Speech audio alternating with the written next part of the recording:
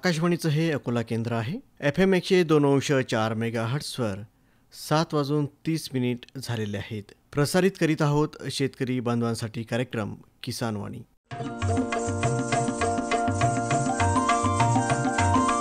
किसानवाणी किसानवाणी किसानवाणी किसानवाणी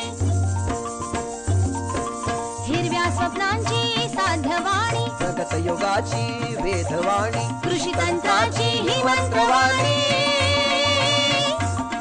किसानवाणी किसानवाणी किसानवाणी किसानवाणी. भारत सरकारच्या कृषी आणि शेतकरी कल्याण मंत्रालयाच्या वतीनं प्रायोजित किसानवाणी कार्यक्रमात सादर करते सूरज गोळे यांच्यासह मी सचिन म्हैसने आपलं मनपूर्वक स्वागत करतो. सुरुवातीला जाणून घेऊया हवामान शास्त्र विभाग डॉक्टर पंजाबराव देशमुख कृषी विद्यापीठ अकोला यांच्याकडून प्राप्त हवामान वृत्त. तापमान कमाल 28.5 अंश सेल्सिअस तर किमान 9.0 अंश सेल्सिअस. प्रखर सूर्यप्रकाश 9.0 तास तर हवेचा ताशी वेग होता 0.1 किलोमीटर. आर्द्रता सकाळी 95% तर दुपारी होती 24% आणि मागील 24 तासात बाष्पीभवनाचा वेग 2.8 मिलीमीटर एवढा नोंदवण्यात आलेला आहे. आजचा पाऊस 0 मिलीमीटर तर आजपर्यंतचा एकूण पाऊस 1083.8 मिलीमीटर एवढा नोंदवण्यात आलेला आहे. आताच आपण हवामान वृत्त जाणून घेतलं. अरे अरे अरे क्या कर रहा है? इधर इधर इधर हम बोल रहे हैं तेरे बीजू का. उतला बोल रहा है? पक्षियों से तो हम खेत को बचा लेते हैं पर इन घातक रसायनों से कैसे बचाएं? मतलब? देख बेटा, तू जो ये अंधाधुंध रसायन मिलाता है ना, मिट्टी की सेहत बिगड़ने लगी है और जब माटी ही कमजोर पड़ जाएगी तो उपज कैसे सेहतमंद होगी? अरे पहले ऐसा नहीं था. पूछना अपने बड़े बुजुर्गों से कैसे फसल लहलहाती थी, शुद्धता झलकती थी. हाँ, माटी भी तंदुरुस्त और लोग भी. अरे पहली वाली बात कहाँ, पर अब तो सब यही डाले हैं. सब नहीं, आज भी लाखों जागरूक किसान परंपरागत विधि से फसल उगा रहे हैं. खर्चा कम और उपज की कीमत भी बेहतर पा रहे हैं. सच है? रे बेटे एक्सपीरियंस से बता रहे हैं, धूप में बाल सफेद नहीं किए हैं. हाँ. ठीक है भाई, मैं भी आज से जैविक खेती शुरू करूंगा. माटी से प्रेम की परंपरा है, परंपरागत खेती. शेतकरी बंधूंनो, स्वागत आहे तुमचं प्रश्न तुमचे उत्तर आमचे या फोन इन कार्यक्रमामध्ये. आणि आजचा विषय आहे तूर पिकावरील किडींचे एकात्मिक व्यवस्थापन.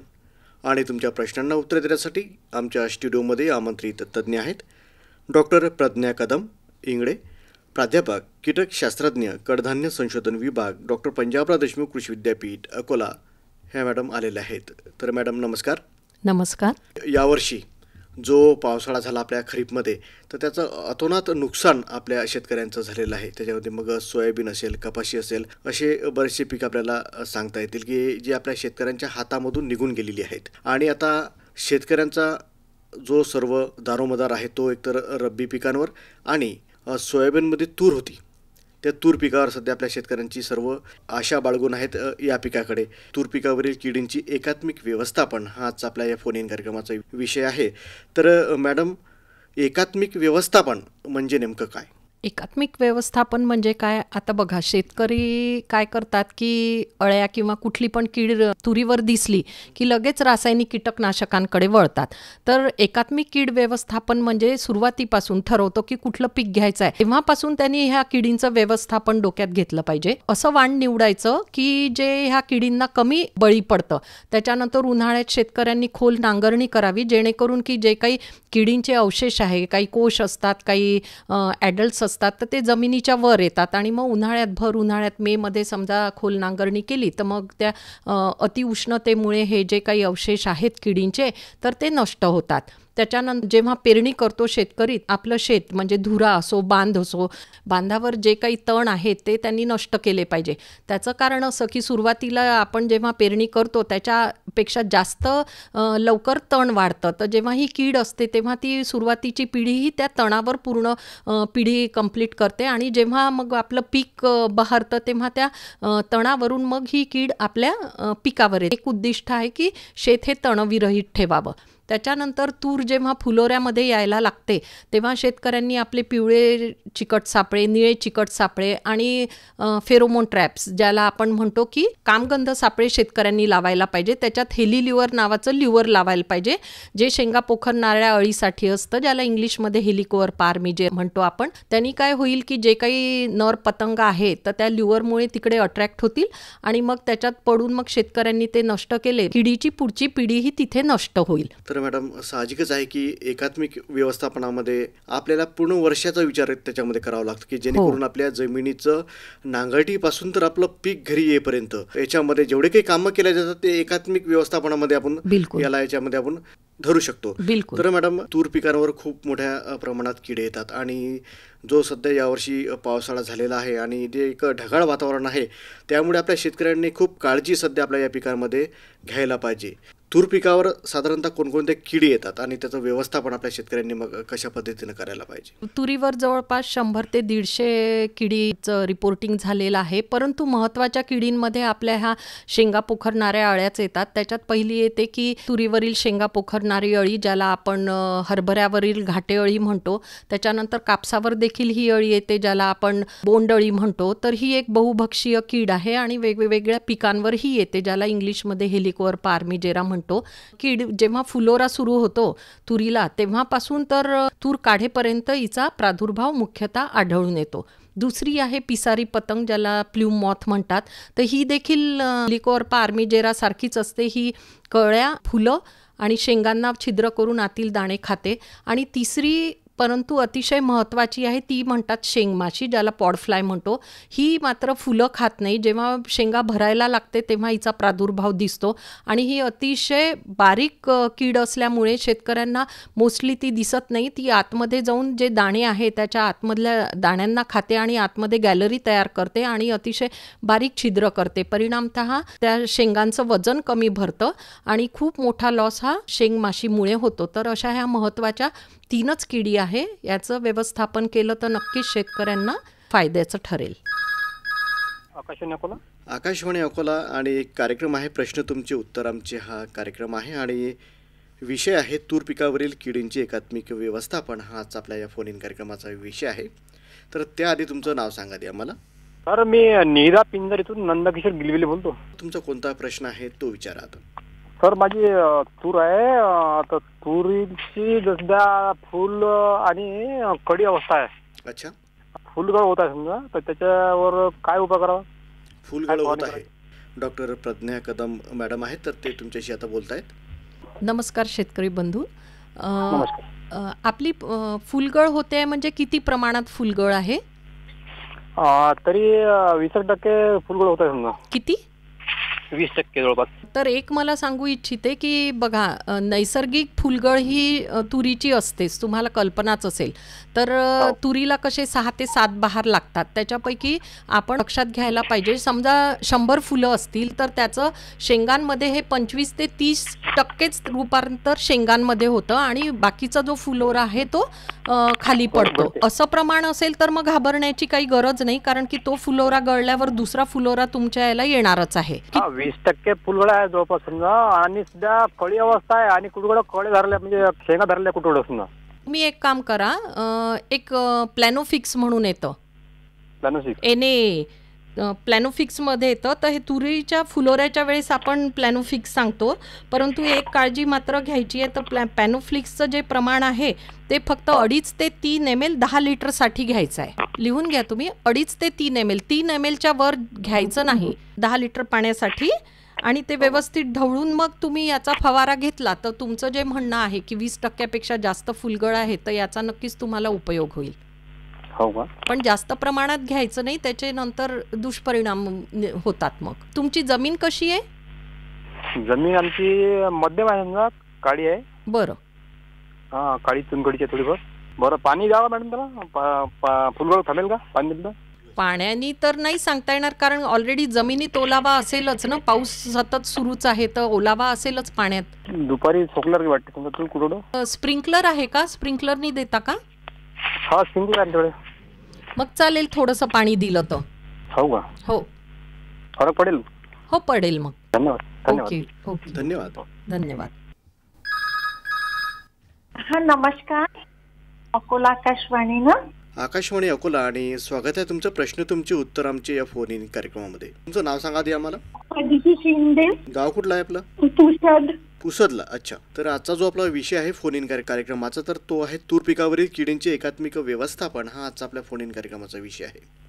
हो. तर या संदर्भात तुमचा कोणता प्रश्न आहे तो विचारा. तुरीवर काही किडींचा प्रादुर्भाव वाढलेला आहे, तर मग कोणते नियंत्रण करायचे बद्दल काही सांगा. तुमच्याशी आता मॅडम बोलतायत. नमस्कार. काय झालंय, मागच्या 8-15 दिवसामध्ये ढगाळ वातावरण आणि पाऊस जास्त असल्या कारणामुळे फुलोरा तर चांगला आलेला आहे सध्या तुरीला, परंतु फुलोरा खूप चांगला असल्यामुळे आणि हे ढगाळ वातावरण असल्यामुळे त्याच्यावर कीडही त्या प्रमाणात जास्त आलेली आहे. तर तुरीमध्ये मुख्यतः तुरीवर शेंगा पोखरणारी अळी येते, हेलिकोअर्पा आर्मिजेरा, दुसरी येते पिसारी पतंग आणि तिसरी येते शेंगमाशी. शेतकऱ्यांना एकात्मिक कीड व्यवस्थापन सांगतो, तर त्याच्यात लिंगवर्धक सापळे लावायला पाहिजे आणि 50% फुलोऱ्यावर तूर असेल तुमची आणि कुठे कुठे पॉड फॉर्मेशन देखील झालेलं असेल, तर 50% फुलोऱ्यावर तूर आली की ह्या ज्या किडी आहे महत्त्वाच्या, ह्या त्या फुलोऱ्याला खातात. म्हणून आपण म्हणतो की फुलोरा सुरू झाला की शेतकऱ्यांनी थोडंसं काळजी घ्यावं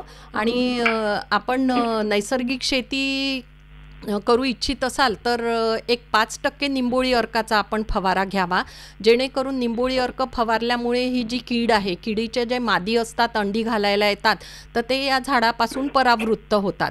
त्याच्यामुळे 5% निंबोळी अर्क हे खूप महत्त्वाचं आहे आणि त्याच्यानंतर 5% निंबोळी अर्क घेऊन देखील किडींचा प्रादुर्भाव कमी होत नसेल तर मात्र मग नंतर शेतकऱ्यांनी दुसरा आहे HNPV आहे 250 लार्व्हिल एक्स्ट्रॅक्ट मिळतो किंवा HNPV 500 लार्व्हल एक्स्ट्रॅक्ट मिळतो किंवा तिसरं नैसर्गिक शेतीमध्ये आपण जैविक कीटकनाशक वापरू शकतो ते बॅसिलस थुरॅन्जिनेसिस.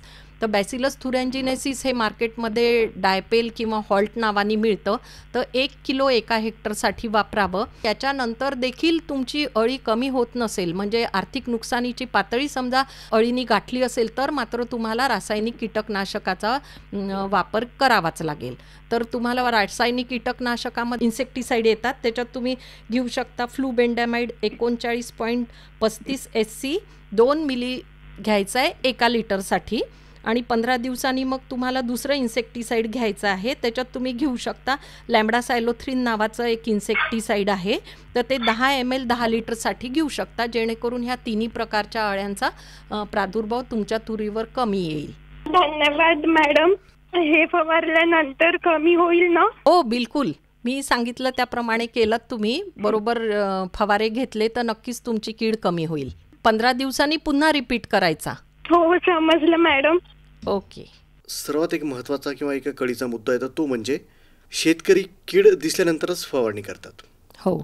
पण त्याचं नियोजन जर का आपण आधी केलं तर होणारं जे समोरचं नुकसान आहे आपलं, ते साहजिकच आहे, ते आपल्याला कमी करता येईल. बिलकुल. त्यामुळे त्याचा जो कालावधी आहे, वेळ जी आहे ती खूप महत्त्वाची आहे. हो. तर आपल्या शेतकऱ्यांनी कोणत्या वेळेत आपल्या तुरीवर फवारणी करायला पाहिजे? आर्थिक नुकसान हे फक्त शेंगा पोखरणाऱ्या अळींमुळेच होतं. तशा तर लहान मोठ्या खूप साऱ्या किडी तुरीवर आहेत, पण त्यांनी आर्थिक नुकसान होत नाही. त्यामुळे शेतकऱ्यांना एक लक्षात घ्यायचं आहे की ज्या किडींमुळे आर्थिक नुकसान होतं, म्हणजे तुम्ही लावलेला खर्च आणि मिळालेलं प्रॉफिट ह्याच्यातून तुम्ही वजा केलं तर खर्च वजा जातं, तुम्हाला जास्त प्रॉफिट मिळायला पाहिजे.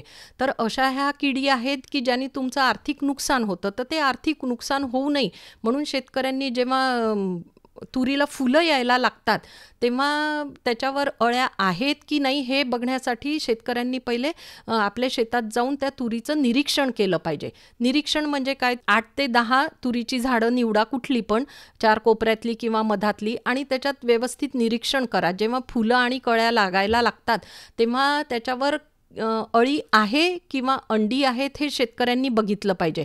एका झाडावर 2 ते 3 अळ्या असल्या तर आपण म्हणतो की नाही आता ह्या किडीने आर्थिक नुकसानीची पातळी गाठलेली आहे. तर आर्थिक नुकसानीची पातळी जेव्हा कीड गाठते याचा अर्थ की तुमचं आर्थिक नुकसान हे नक्की होणारच. मग अशा वेळेस शेतकऱ्यांनी रासायनिक कीटकनाशकांचा वापर करावा. समजा आर्थिक नुकसानीच्या खाली पातळी असेल तर मात्र शेतकऱ्यांनी काळजी करण्याची गरज नाही. तर ती जी कीड आहे ही निसर्गामध्ये अंड्यामध्ये असणारच आहे. त्याच्यामुळे त्याचं एवढं काळजी न करता पुढे 2-4 दिवसांनी पुन्हा निरीक्षण करायचं.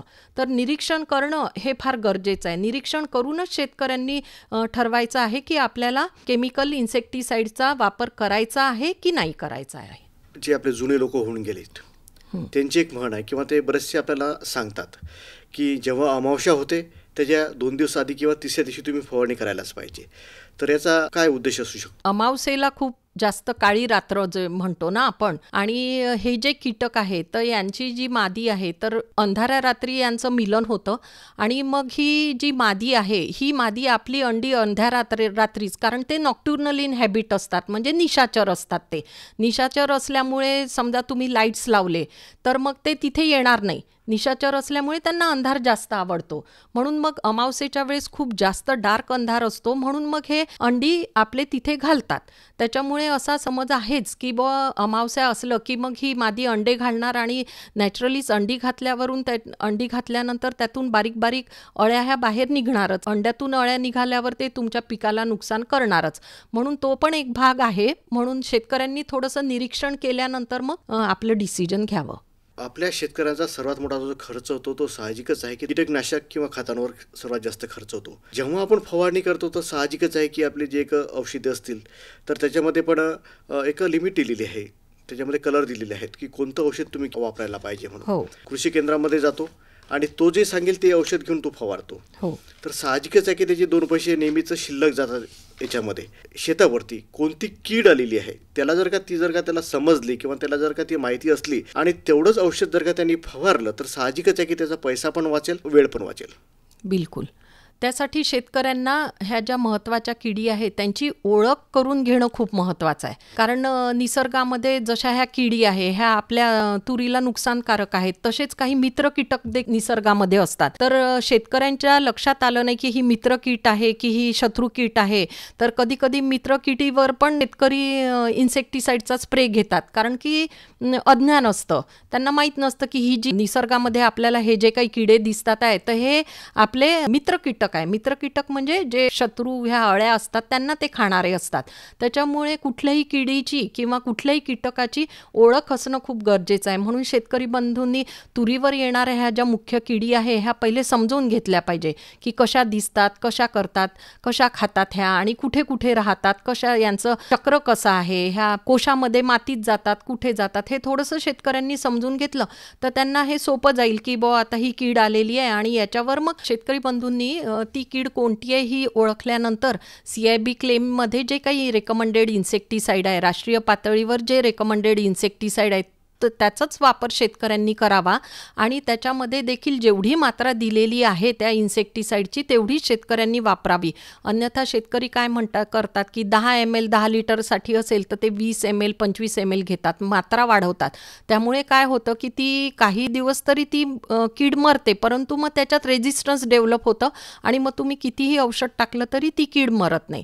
त्याच्यामुळे जी पातळी ठरवून ठेवलेली आहे त्या इन्सेक्टिसाइडची तेवढीच शेतकऱ्यांनी वापरावी, म्हणजे त्यांना योग्य ते रिझल्ट मिळतील. तर मॅडम आपण तर या किडींविषयी तर खूप मार्गदर्शन आमच्या शेतकऱ्यांना केलं, परंतु या किडींच्या व्यतिरिक्त एक जो आपल्या शेतकऱ्यांच्या मनात जो एक प्रश्न येतो यावर्षी तर तो येतो म्हणजे वांज रोग. शेतकऱ्यांच्या शेतामध्ये सध्या दिसत आहे, तर यावर कुठली उपाययोजना आपल्याला सांगता येईल? खूप चांगला प्रश्न आहे. यावर्षी पाऊसही भरपूर झालेला आहे आणि ढगाळ वातावरण पण खूप होतं. तर अशा परिस्थितीमध्ये वांज रोग हा बहुतांश शेतकऱ्यांच्या शेतावर दिसून आलेला आहे. तर हा वांज रोग हा विषाणूजन्य रोग आहे आणि हा विषाणूजन्य रोग हा एरिओफाईड माइट्समुळे पसरतो, म्हणजे प्रसार याचा एरिओफाईड माइट्समुळे होतो. तर त्याची लक्षणं थोडीशी अशी आहेत की त्याला फुलं आणि शेंगा अजिबात लागत नाही, म्हणूनच त्याला आपण वांज रोग म्हणतो. त्याला फुलं कळ्या लागत नाही आणि त्याची जी पानं आहेत ती आक्रसल्यासारखी दिसतात, पोपटी रंगाची होतात आणि झुडपासारखं ते झाड होतं. म्हणजे तुमचे ज्या तुरीच्या झाडाला शेंगा फुलं लागलेली आहेत ते झाड आणि ज्याच्यावर हा रोग आलेला आहे हे झाड तुम्ही दुरून देखील ओळखू शकता. त्याच्यात फरक जाणवतो. पोपटी रंगाची पानं होतात, हाईट पण जास्त वाढत नाही, खुजासारखा होऊन जातो तो. त्याच्यामुळे काय होतं, फुलांचं शेंगांमध्ये पण रूपांतर होत नाही आणि परिणाम साधारणतः शेतकऱ्यांना खूप मोठ्या नुकसानाला तोंड द्यावं लागतं. तर असे झाडं शेतकऱ्यांना दिसले, कमी प्रमाण असेल तर आम्ही शेतकऱ्यांना सांगतो ते उपटा आणि नष्ट करा. परंतु प्रमाण समजा जास्त असेल तर याचा प्रसार एरिओफाईट माइट्स या किडीमुळे होतो. म्हणजे ही कीड ही रस शोषण करणारी कीड असते, जिला 6 कंटिन्यू रस शोषण करते पानातला किंवा शूटमधला. त्यामुळे काय होतं, रस शोषण करता करता हा वांज रोगाचा विषाणू त्यांच्या तोंडात जातो आणि मग त्या झाडावरून चांगलं झाड आहे तिथे पुन्हा रस शोषण करायला गेली ही एरिओफाईट माइट तर ती तिच्या तोंडातले जे विषाणू आहे ते चांगल्या झाडावर पण जातात. म्हणून ही कीड एरिओफाईट माइट्स ही याचा खूप मोठ्या प्रमाणात प्रसार करते. जेव्हा प्रमाण जास्त असतं तेव्हा शेतकऱ्यांनी निरीक्षण करावं आणि ज्या झाडावर हे एरिओफाईट माइट्स दिसतात तर मग यांना तुम्हाला मॅनेज करावं लागेल. तर अशा किडीचं मॅनेजमेंट करायचं असेल तर मात्र शेतकऱ्यांना एक साधा आहे, हुमाईट म्हणून मिळतं याच्यात आपल्या कृषी सेवा केंद्रामध्ये. तर ते 4 ml एका लिटरसाठी वापरायचं आहे. किंवा मग सल्फर, शेतकरी सल्फर वापरतात, सल्फर पण घेऊ शकता. पण सल्फरचा इफेक्ट हा कमी प्रमाणात असेल, म्हणजे आर्थिक नुकसानीची पातळी 5%च डॅमेज असेल तर मग सल्फरनी कंट्रोल होईल. तर सल्फर ही पावडर मिळते, तर 3 ग्रॅम एका लिटरसाठी वापरू शकता. किंवा मग खूप जास्त प्रमाण या वांजरोगाचं असेल तर हे एरिओफाईट मारण्यासाठी फिनॅक्झॅक्विन म्हणून मार्केटमध्ये मिळतं, ज्याला मॅजिस्ट्रीन म्हणतात, मॅजिस्ट्रीन नावाने मिळतं हे. तर हे 1 ml एका लिटरसाठी पुरेशा आहे. तर या 3 मायटीसाईड पैकी कुठलंही शेतकऱ्यांनी वापरलं त्याचा प्रसार हा थांबेल. त्याच्यामुळे शेतकऱ्यांनी वांज रोगाकडे यावर्षी थोडंसं लक्ष देणं गरजेचं आहे. तूर पिकावरील किडींचे एकात्मिक व्यवस्थापन या विषयावर जे एक सखोल मार्गदर्शन आमच्या शेतकऱ्यांना केल्याबद्दल आकाशवाणीतर्फे आणि आमच्या शेतकऱ्यांतर्फे मी आपला आभारी आहे. धन्यवाद. धन्यवाद. शेतकरी बंधूंनो, आताच आपण प्रश्न तुमचे उत्तर आमचे हा फोन इन कार्यक्रम ऐकलात आणि आजचा विषय होता तूर पिकावरील किडींचे एकात्मिक व्यवस्थापन. आणि तुमच्या प्रश्नांना उत्तरे दिलीत डॉक्टर प्रज्ञा कदम इंगळे, प्राध्यापक कीटक शास्त्रज्ञ, कडधान्य संशोधन विभाग, डॉक्टर पंजाबराव देशमुख कृषी विद्यापीठ अकोला यांनी. आता वेळ झाली आहे कृषी उत्पन्न बाजार समिती अकोला यांच्याकडून प्राप्त कृषी मालाचे आजचे बाजारभाव जाणून घेण्याची. हे भाव प्रति क्विंटलमध्ये असून कमीत कमी आणि जास्तीत जास्त अशा स्वरूपाचे आहेत. ज्वारी लोकल कमीत कमी 1855 रुपये ते जास्तीत जास्त 2180 रुपये आणि आवक होती 47 क्विंटल. गहू लोकल 2470 रुपये ते 2610 रुपये आणि आवक होती 96 क्विंटल.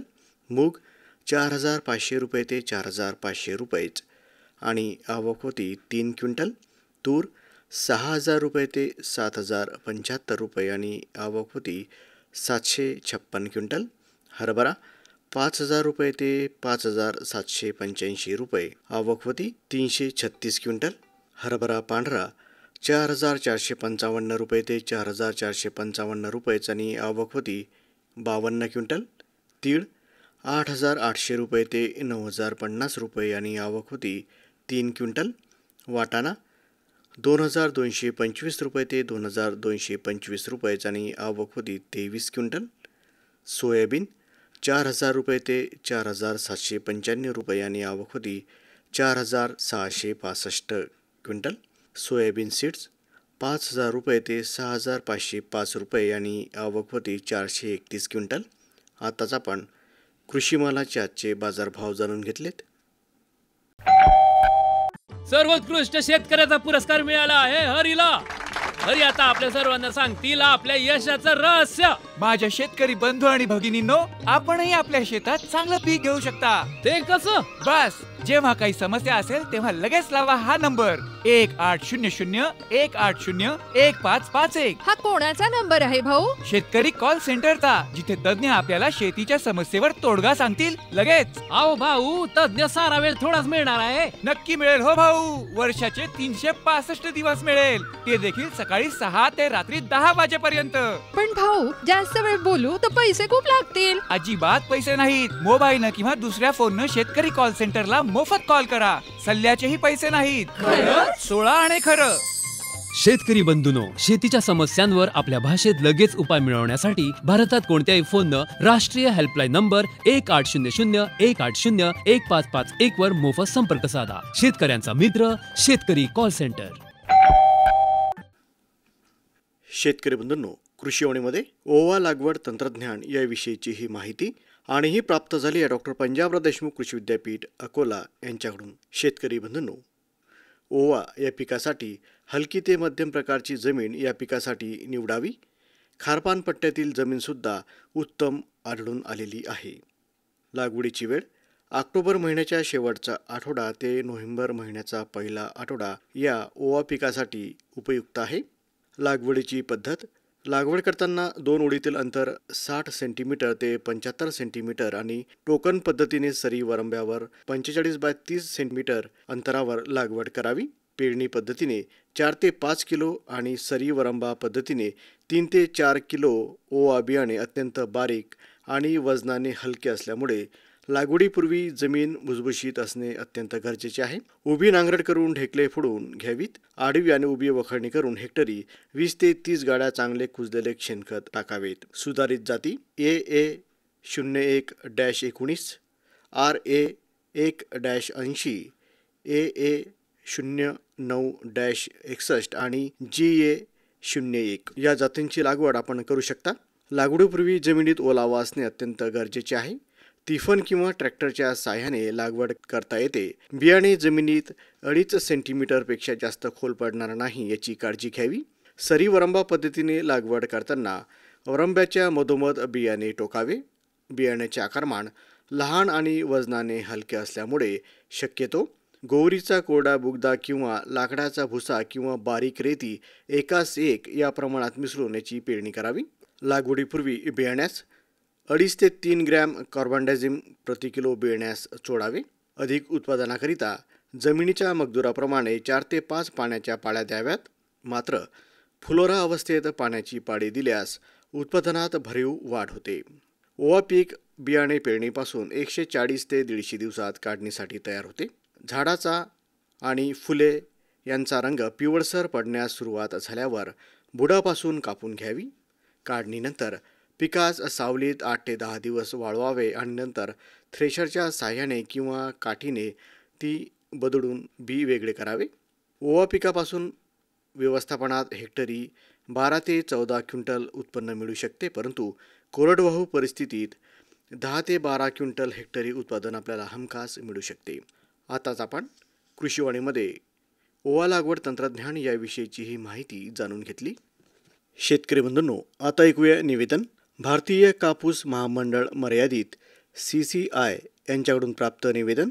शेतकरी बंधूंनो, भारतीय कापूस महामंडळ मर्यादित CCI द्वारा कापूस शेतकऱ्यांसाठी कपास किसान नावाने एक मोबाईल ॲप बनविले आहे. CCI द्वारे राज्यात 168 कापूस खरेदी केंद्र उघडण्यात आले आहेत. सर्व कापूस शेतकऱ्यांना या अनुषंगाने आवाहन करण्यात येत आहे की 2025 आणि 26 या पीक वर्षात किमान आधारभूत किमतीवर कापूस विकण्यासाठी शेतकऱ्यांनी कपास किसान हे मोबाईल ॲप डाउनलोड करून स्वतःची नोंदणी करावी.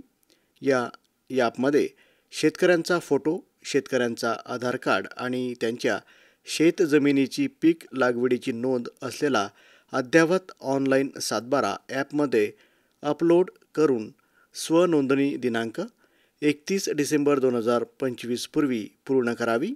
त्यानंतर त्यांनी जवळील CCI केंद्रावर कापूस विकण्यासाठी स्लॉट बुक करून आपला सुका कापूस म्हणजे मॉइश्चर मर्यादा 12% असलेला सुका कापूस विक्रीसाठी आणावा. शेतकरी अधिक माहितीसाठी व्हॉट्सॲप हेल्प नंबर 7507-613563 वर संपर्क साधू शकता. मोबाईल नंबर जाणून घ्या. 7507-613563 यावर संपर्क साधू शकता. निवेदन संपलं. शेतकरी बंधूंनो, आजच्या किसानवाणी कार्यक्रमाचे सादरकर्ते होते सूरज गोळे. आता आपण येऊन पोहोचलो आहोत कार्यक्रमाच्या शेवटी. तेव्हा सचिन म्हैसेल यांनी निरोप. नमस्कार. भारत सरकारच्या कृषी आणि शेतकरी कल्याण मंत्रालयाच्या वतीनं प्रायोजित किसानवाणी कार्यक्रम आताच आपण ऐकलात.